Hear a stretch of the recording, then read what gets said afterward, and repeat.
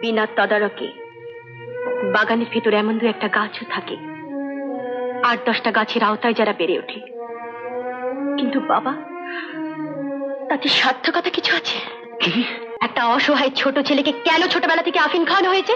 আফিন কে খাইয়েছে? কার হুকুমে? তোমার লক্ষ্য আমি বুঝতে পেরেছি বৌমা। তুমি স্বয়ং সিদ্ধা। আমি হেরে গেলেও আমার যে সুখী বোধহয় পৃথিবীতে আজ আর কেউ নেই, কেউ নেই। বাবা, থাক।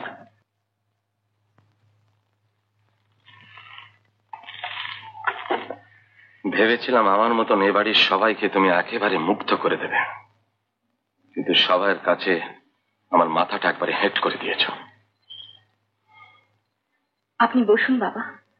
বসতে আমি আসিনি বৌমা, আমি বিচার করতে এসেছি। বিচার? বিশ্বাস করে তোমার হাতে সোনার চাবুকটা আমি তুলে দিয়েছিলাম, কিন্তু তুমি কেমন করে নিবারণকে সেই গাদা সাব্যস্ত করে বসলে? তার আচরণে বাবা। এটাই তোমার স্পর্ধা। দেওয়ানজি পর্যন্ত নিবারণকে ভয় করে চলে। আমি কাউকে ভয় করি না বলেই তো আপনি আমাকে এবাড়ির বউ করে নিয়ে এসেছিলেন বাবা। অন্যায়কে ভয় করো না?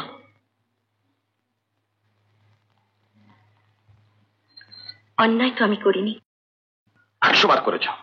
তুমি নিবারণকে অপমান করেছো, মৃণালিনীর গায়ে হাত তুলেছ, এমনকি আমার শ্বশুর মশাইয়ের নামে পর্যন্ত বলেছ তিনি নাকি দেনার দায়ে তার মেয়েকে বিক্রি করেছেন। এগুলো অন্যায় নয়? সওয়াল জবাব এ দুটো শুনেই তো ন্যায় অন্যায়ের বিচার করতে হয় বাবা।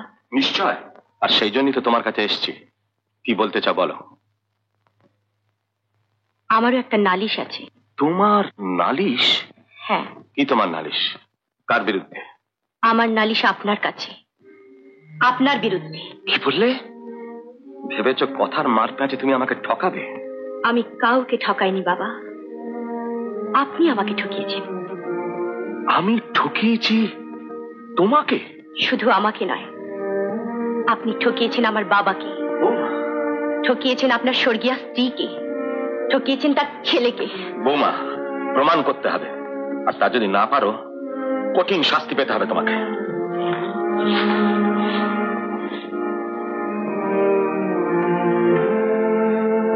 এভাবে আপনার সঙ্গে কথা কাটাকাটি করা আমার পক্ষে হয়তো অন্যায়। আমার বিরুদ্ধে যে নালিশ আপনি শুনেছেন আমি তা মেনে নিচ্ছি বাবা।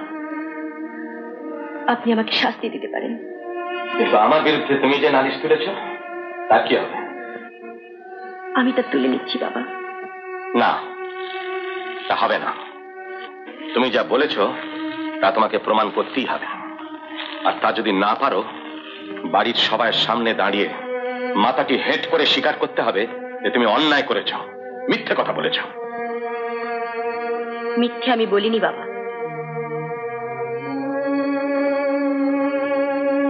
2 বছরের কোলের ছেলেটিকে আপনার হাতে তুলে দিয়ে আমাদের মা স্বর্গে চলে যান।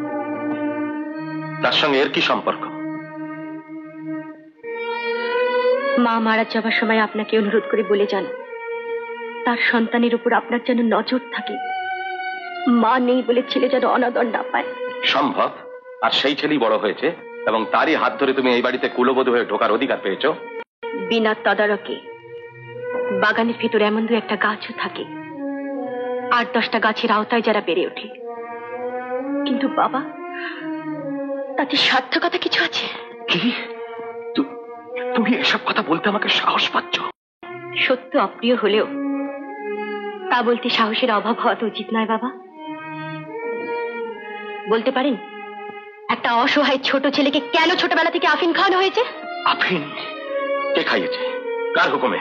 বর্তমানে যিনি রানীমা তার হুকুমে। ও মা, দেওয়ানজি, এটা কি বিশ্বাসযোগ্য? আমার সব গোলমাল, আমার সব গোলমাল হয়ে গেছে।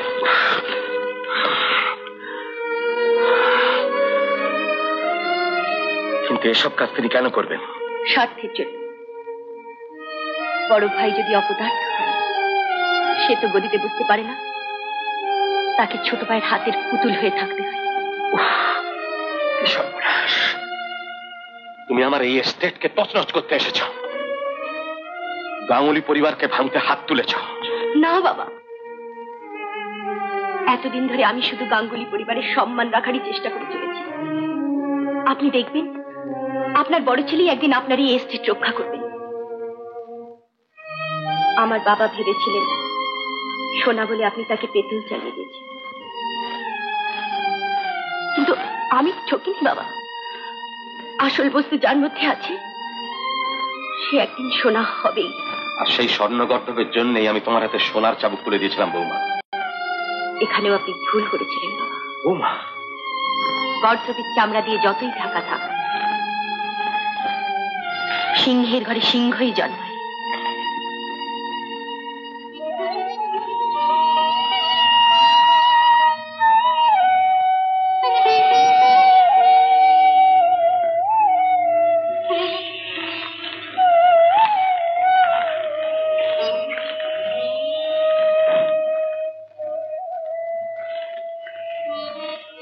বাবা,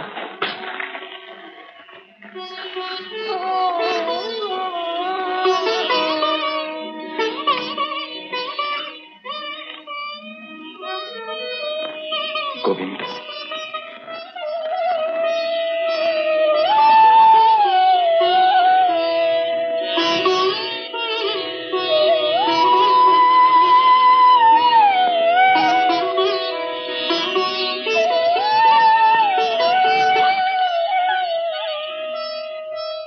অসম্ভব কি করে সম্ভব হলো বৌমা? সম্ভবটাকেই তো এতদিন জোর করে অসম্ভব করে রাখা হয়েছিল বাবা। আপনি আমাকে আশীর্বাদ করুন বাবা, আমি যেন হেরে না যাই। ওঠো মা, ওঠো, ওঠো।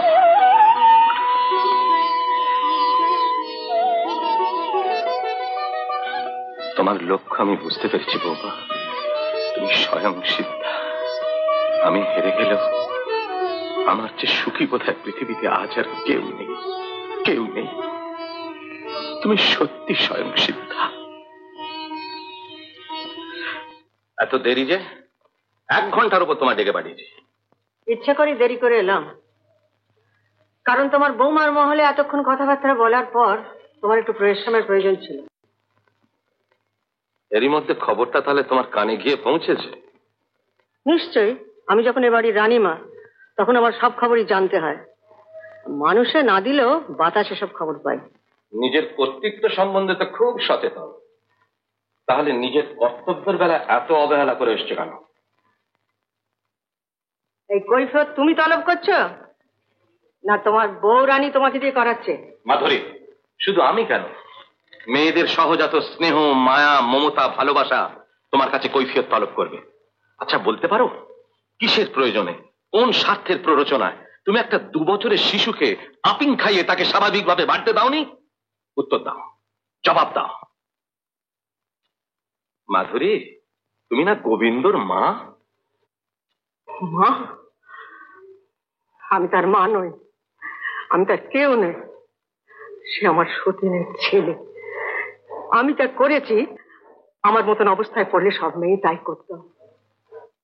সতীনের ছেলে যদি নিরেট, বোকা, মূর্খ, পাগল হয়, তাহলে আমার ছেলের অদৃষ্ট খুলে যাবে। তোমার পর সে গদিতে বসার অধিকার পাবে। থামলে কেন, বলে যাও। একটা কবরেজের মেয়ে এসে যদি তোমার বড় ছেলে সম্বন্ধে নতুন করে স্বপ্ন দেখাতে শুরু করে, যদি তার কাঁধে ভর দিয়ে ওই জড় ভরতকে সিংহাসনে বসাতে চাও, বসা, আমি বাধা দেবো না। এই আমার শেষ কথা। এমন আরো অনেক ভিডিও দেখতে এই চ্যানেলটি সাবস্ক্রাইব করে নিন এবং পাশের বেল আইকনটি প্রেস করে দিন।